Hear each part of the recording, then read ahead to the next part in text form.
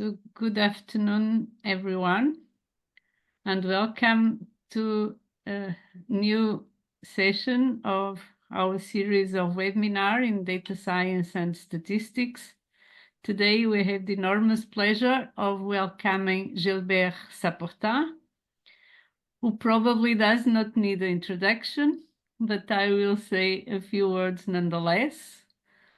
Gilbert Saporta is since 10 years now Emeritus Professor of Applied Statistics at Conservatoire National des Arts et Métiers, CNAM, in Paris, that he joined 40 years ago. He has also been guest professor at Beihang University in Beijing, China, and taught at different other universities. Gilbert is honorary president of the French Statistical Society. He has been president of the International Association for Statistical Computing, a section of the International Statistic Institute, and vice president of this ISI between 2005 and 2007. His career started with an engineering degree, then he proceeded to a master in mathematical statistics before obtaining a doctorat d'etat in 1981 at Université Pierre et Marie Curie, now in Sorbonne University in Paris. He has always been working in multivariate data analysis, including categorical and mixed data analysis by means of optimal scaling, correspondence analysis, functional data analysis, supervised classification with applications in risk analysis. This has led to numerous applications in prestigious journals and to no less than 29 PhD theses. Gilbert has also been working as consultant for several companies, including L'Oréal and Ipsos in France. Today, he will present to us his recent work on sparse correspondence analysis for contingency tables. Gilbert, it is an honor and an enormous pleasure to welcome you, and the floor is yours. Thank you very much, Paula. I'm also very honored to be present at this webinar. It's a pleasure for me, and I see that there are many people who are connected, and I know some of them, of course. So maybe I will share my screen now. Okay. Sorry.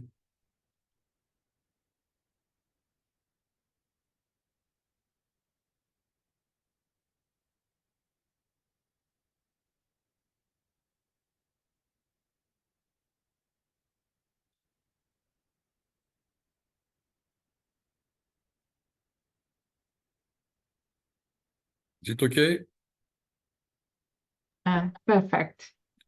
Okay, so I talk today will be about a new, but maybe not so new version of correspondence analysis for contingency table.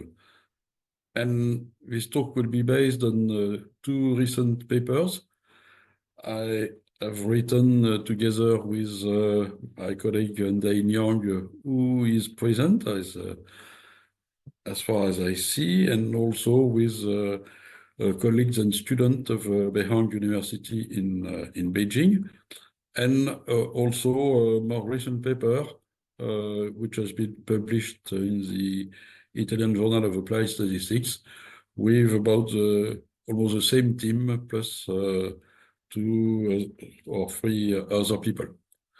Okay, so I will give you a short introduction, and after that I will go in the heart of the topic.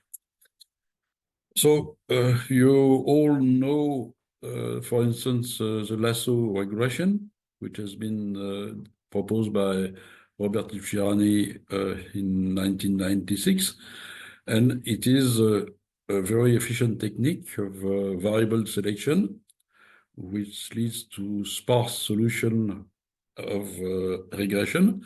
It is useful especially when you have more variables than observations, the case of high-dimensional data, and it has also some nice properties of regularization.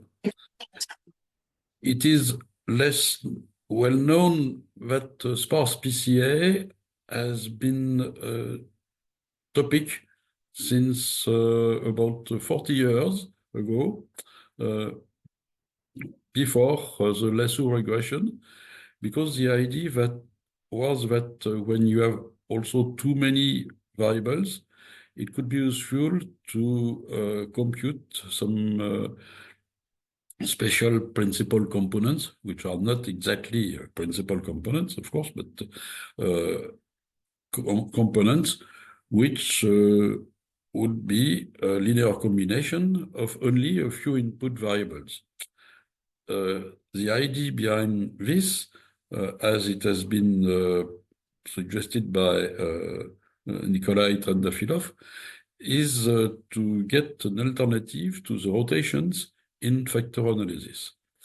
We will see that there are many criteria and algorithms, but we will choose only one of these algorithms. And what could be surprising is that correspondence analysis was not concerned with this problem of looking for sparseness. A part of a paper which has been presented at ComStat in 2012 about a version of a sparse version of multiple correspondence analysis, and where Yoshimori and other people also provided a very similar solution. The idea was to select categorical variables, and you know that in multiple correspondence analysis, the categorical variables are represented by the blocks of the indicator variables of the categories. And until last year, there was no proposal for obtaining a sparse correspondence analysis for contingency tables. The idea of the co-authors of these two papers was to get some sparse weights for the categories of the variables which are cross-classified. It also means that in order to simplify the interpretation of the results, we are looking for contributions of categories which are exactly equal to 0, but and not only small. There are two kinds of solutions which could be obtained. The first one is to look for sparse solution for rows and columns, if the rows and columns play the same role. But we may also look for one-side sparse correspondence analysis if we are interested only in, for instance, the columns or only the rows of the contingency table.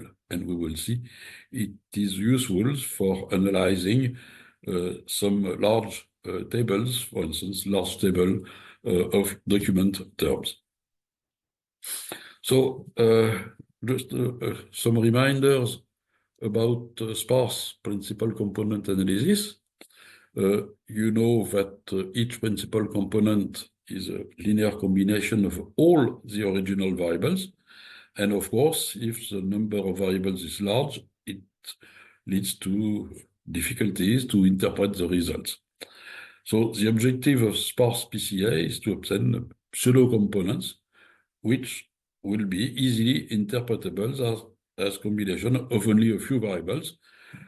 We would like to have most coefficients which should be equal to 0.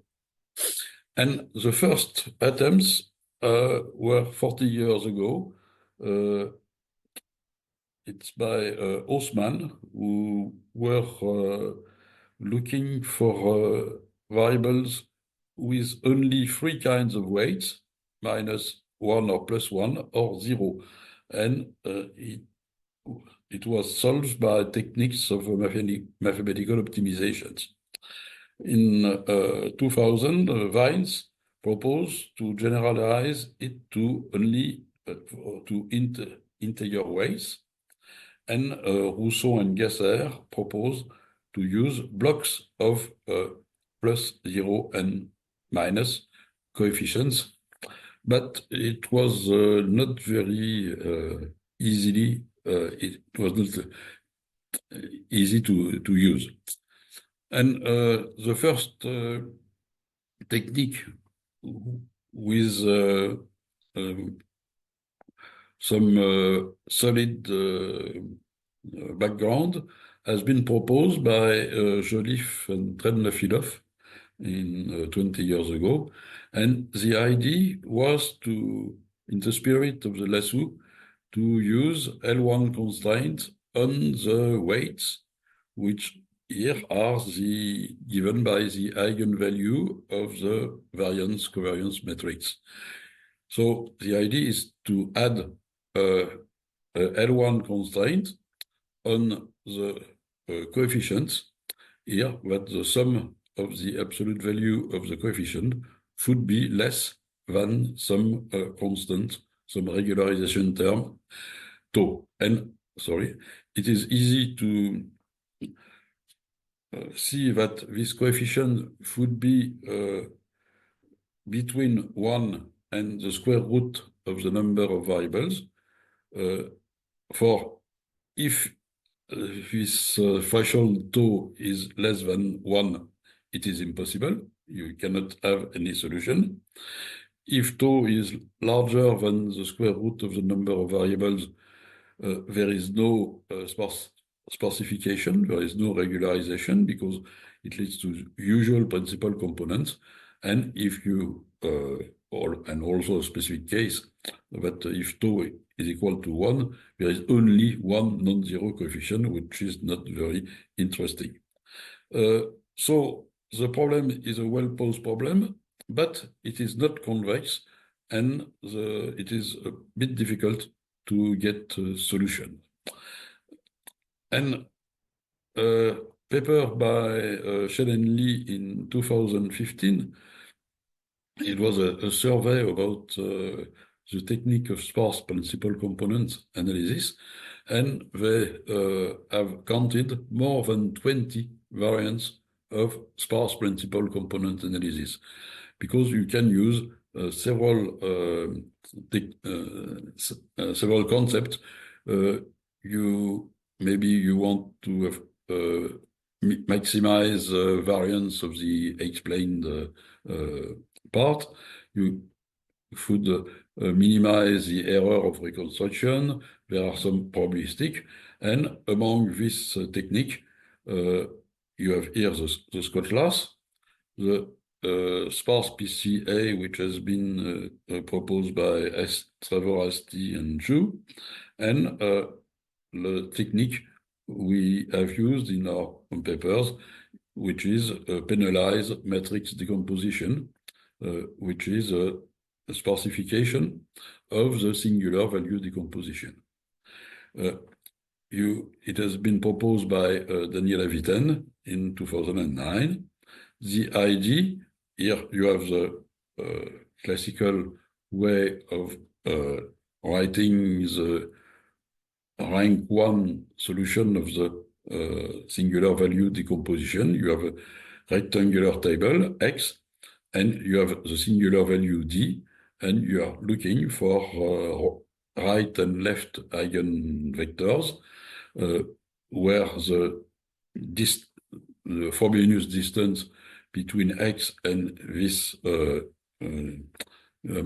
1 matrix is minimized, subject to the usual constraint for the eigenvectors that they should have a norm equal to 1. So if you add L1 constraints for the U and the V, you have a penalized matrix decomposition, which leads to sparse results. There is an equivalent formulation, which you can look at the bottom of the screen. Instead of minimizing this difference, you just minimize this inner product of U, V with the matrix V. So these solutions are equivalent. And the property is that the smaller the L1 norm are, the sparser the eigenvectors, the pseudo-eigenvectors will be. And in penalized matrix decomposition, the authors propose to use a unique parameter tau if you want to have a similar degree of sparsity for rows and for columns. And the idea is that you just have to fix a single parameter instead of two parameters for the L1 norm of U and L1 norm of V, but you write here that this L1 norm is a function of the same parameter, and this parameter should be between 0 and 1. And we will see after that of course we need a compromise between sparseness and fit. Of course, if you have a very sparse solution, the solution does not fit well to the data. And if you want to have a solution which fits perfectly to the data, it is a classical principal component analysis, and you have no sparseness. Compared to the lasso, there are some differences. For instance, the sparse principal component analysis is not a selection of variables, global selections, but you have a selection of the variables dimension by dimension. And because it is used to interpret each dimension, and each dimension may be explained by a few numbers of variables, but of course, different variables according to each dimension. You may lose also some important and characteristic properties. You know that in principal component analysis, the components and the factor and the factor weight are orthogonal. For instance, the Scott-Lars technique by Joliffe and Trendafilov give orthogonal factors but correlated components. And usually the factors and the components are not orthogonal at all. And this leads to some necessity of adjusting the percentage of explained variance because when you make a decomposition on several dimensions, since the dimensions are not orthogonal, you cannot have the usual additive property of the sum of the percentage of the variances. And the problem in principal component analysis, since it is a method which is not supervised, there is no clear criterion like the R-square or the minimum sum of errors to choose the tuning parameters, which is equal here to the degree of sparseness. And also there are other issues related to the deflation we need to have. Once you have got the first dimension, how do you obtain the second dimension?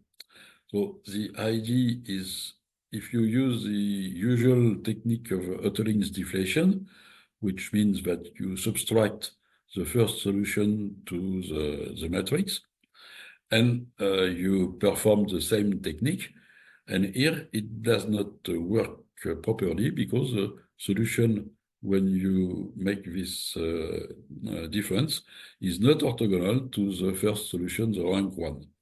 And also you may have the case of where the deflated matrix, when you make this subtraction, the deflated matrix may be not semi-definite positive. And we will see that we may use a variant of the projection deflation, where we replace the matrix X by the orthogonal projection onto the first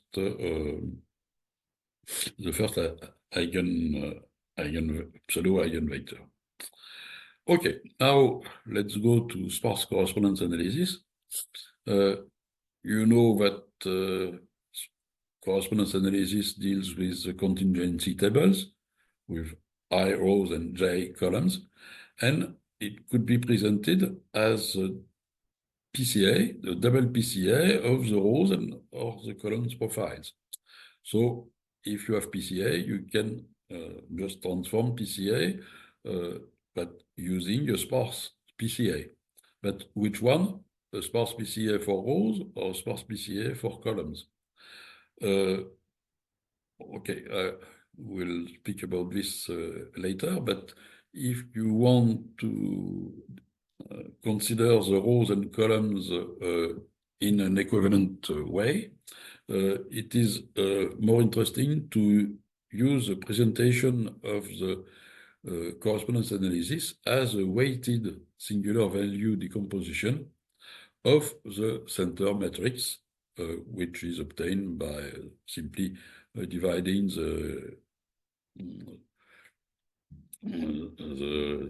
frequencies by the total. And this is, here you have you center this table by using the vector of marginal distribution, and you pre and post multiply by this matrix, which corresponds to the use of the chi-square matrix. So at the end, this matrix X has elements which are equal to what you see here, the relative frequency less the product of in case of the independence, and divided by the square root of the same products.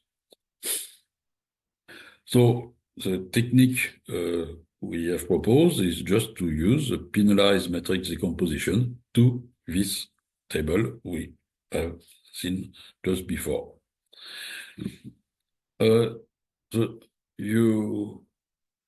We will have sparse weights for rows and columns, which are driven by the sparsity constraints C1 and C2.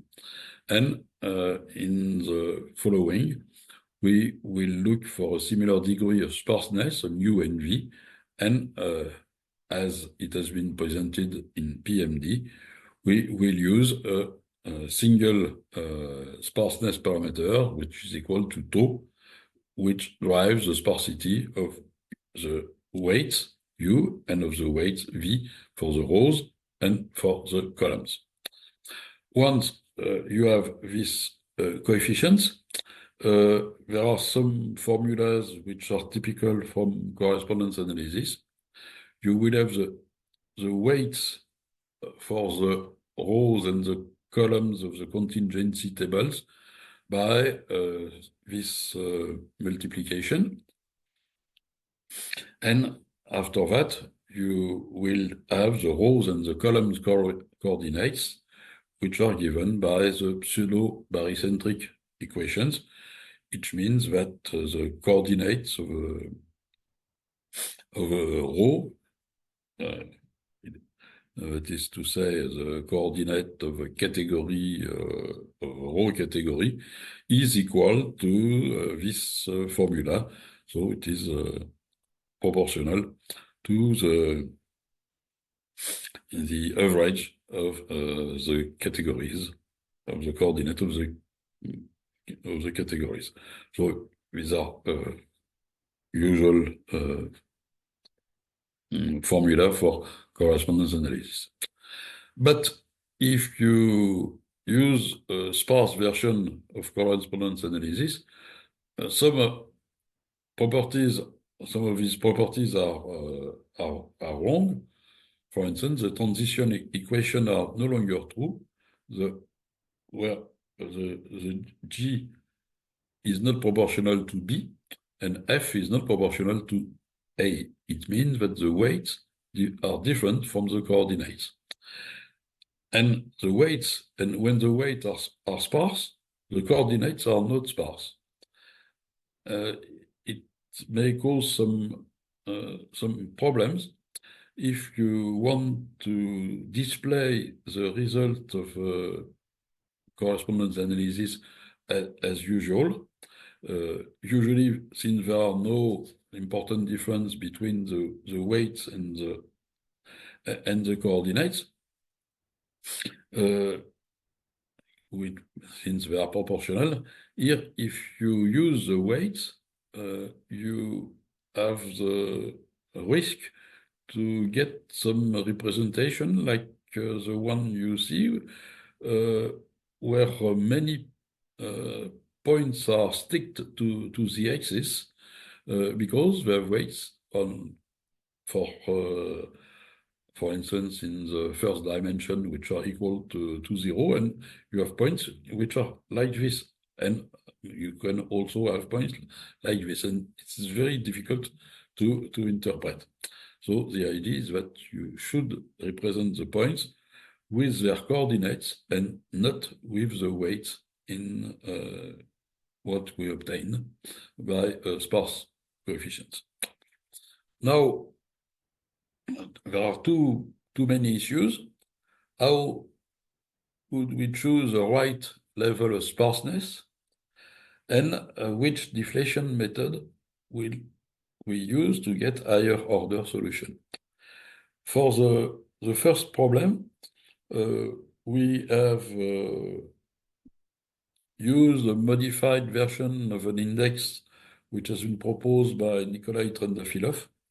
The information, the index of sparseness, for instance, for U and for V, for vector U, the formula means the following. Here you have two parts. You have the proportion of coefficients which are equal to 0, which is multiplied by a quantity which is related to the explained variance. And here it is for the rows and it is for the columns, and we have just summed these two indexes. The idea behind this is that, of course, when you have a percentage, a proportion of null coefficient which is equal to 0, you will have a value which is equal to 0. If you have a proportion of coefficient which is equal to if the proportion is equal to 1, all the coefficients, no coefficients are equal to, sorry, if yeah, I'm confused. If the number of coefficients is equal to, of null coefficient is equal to 0, so you have no null coefficients, so this term is equal to 0, and okay, this one is maximal. But it is not interesting. And on the other way, if you have all the coefficients which are different from 0, so null coefficient, I'm still confused. Okay, to get this simple, it means that when this term is going from 0 to 1, when it is this term is equal to 0, the index of sparseness is equal to 0, and when this term is equal to 1, the index of sparseness is also equal to 0. So it means that there is an optimal value for the index of sparseness. Sorry for the confusion. For the deflation method, we have proposed the variance of the projected deflation from Mackey, which consists in orthogonalized left and write the matrix by projecting onto the spaces given by the orthogonal of the spaces given by the pseudo eigenvectors. And it is possible to get here orthogonal weights, but not of orthogonal components. It is not possible to have both, as you know, that it is a specific property of usual correspondence analysis to have both orthogonality of weights and of components. So things maybe, I hope, clearer with this example. It is a toy example which has been proposed by my colleagues Hervé Abdi and Michel Bérat. It's a small table. You have 9 pieces of music, which has been proposed to 22 students, and to each piece of music, the students were asked to associate a color. So here you have a table. The table is called as colors of sound table. So this is a usual map of correspondence analysis. We have a proportion of explained variance, which is not bad. And it is easy to interpret this. Here you have the color black, which is associated with a piece of rap or low frequency sound, and it is opposed to sound which came from a video, which was opposed to pink or purple, and so on. So you may have more details in the paper by Abdi and Bérat. And for the interpretation, what people do usually is to look at the contributions. And here you can see that for the first dimension, you have a very high contribution of the category black for the colors, and for the sounds, you have 3 categories with high contributions. For the second dimension, here you have it's more spread. You have maybe 2 categories which are important in the determination of the second dimension. And now the idea is that to use a sparse version of correspondence analysis in order to simplify the results of this table and to get contribution instead of having a small contribution, that this contribution should be, for instance, equal to 0. And for the first dimension, how does it work?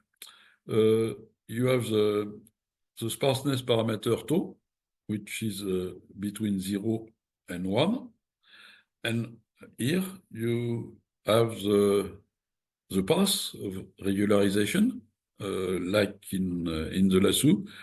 And for instance, if you begin by a value which is equal to 1, you have the solution, the classical solution of correspondence analysis. And here you decrease the parameter, and you have the coefficients which are which may be different, and the coefficients will be equal. Some will be equal to 0. Of course, not all coefficients will be equal to 0. And this is the path for the rows. Here the path for the columns.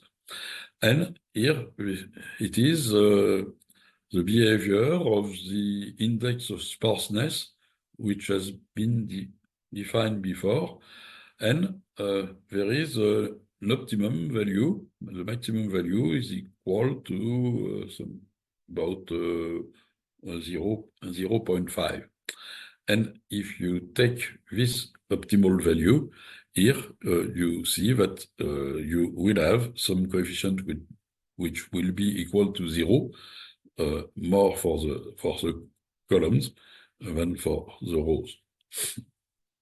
For the second dimension, you have a similar technique.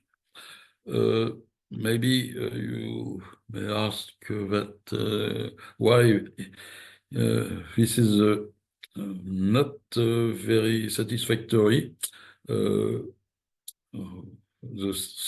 solution is not very stable. It is an effect of the small size of the contingency table. Each time you delete a coefficient, you have some jump in the value of the index of sparseness. This will not be true for tables with many dimensions. And now you have the solution of the sparse correspondence analysis, and you may see that there are now more coefficients which are exactly equal to 0, and this is true for the here for the weights, the contributions which are proportional, and here you have the coordinates vectors which are not equal to 0, and the mapping here is made with these vectors A and B here. And if you compare this map with the previous one, the differences are not so clear. You have a very similar mapping, but which depends of less coefficient, and it makes the interpretation easier. So as I say, the graphical displays look very similar. The percentage of explained variance are a little smaller than in the standard CA. The weight vector are orthogonals from between 2 dimensions. The coordinate vector are nearly orthogonal. For instance, correlation coefficient between the coordinate vectors for the first and the second dimension is equal to this. And you may also notice that some categories have 0 weights for both dimensions. They do not contribute to the inertia, but they are displayed. Okay. In these examples, we have tried to have the same degree of sparsity for rows and columns. But if you relax the constraints on the L1 norm of U or V, you can get some kind of column sparse or row sparse correspondence analysis. And we will see that it will be useful for some kind of matrices like the document terms, where you want, for instance, to keep all the documents, but not all words. So the typical example we have used in our paper, the first one, is to use textual data, and this examples is made of the speeches of 43 presidents of the United States, from George Washington to Donald Trump, not including Joe Biden, sorry for that. So the data set contains about 1,000 high-frequency words after some cleaning. The words that appear more than 200 times in all the speeches. And if you make some other pre-processing, you can reduce the number of words to 572. So you have a large table made of 43 rows and 500 and almost 600 columns. Just a few details here you have the list just for fun, but you have the list of all the presidents of the United States until Donald Trump. There are 45, but 2 speeches are missing for a good reason. There are 2 presidents who died before their inauguration, and they couldn't deliver their speech. For instance, Harrison, then 1 month after his inauguration, and James Garfield was assassinated 6 months after his inauguration. If you look at the eigenvalue, you may see that there are 2 dominant eigenvalues, which is good. But the display of the data is messy, and it is very difficult to interpret this. You see that, of course, some points are like farm, Soviet, and so on. Tonight, why tonight? Texas. But here you have this part of the which cannot be interpreted easily. And the solution we propose is that to get to sparsify the columns in the table, but not the rows, in order to keep all the presidents, but to select only a few words. So it means that in the penalized matrix decomposition, there are no constraints on this term, and you have only the L1 constraint for the weight of the columns. So here we did a grid search for looking, finding which is the best number of non-null coefficients, and for dimension 1, here it is the behavior of the index of sparseness, and here it is the behavior of the number of non-zero coefficients here.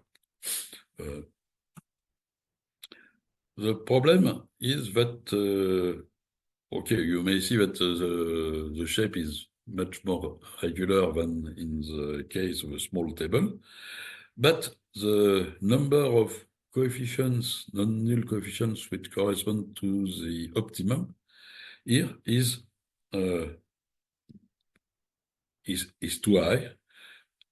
It corresponds to about 300 coefficients with a non-zero weight. So from an empirical point of view, we decided to choose only 50 coefficients, which would be equal to non-zero. So it is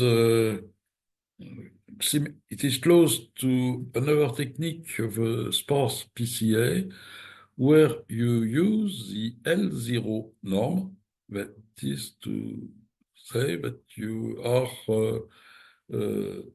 imposing the value of the L0 norm. It means the number of coefficients which are not equal to 0.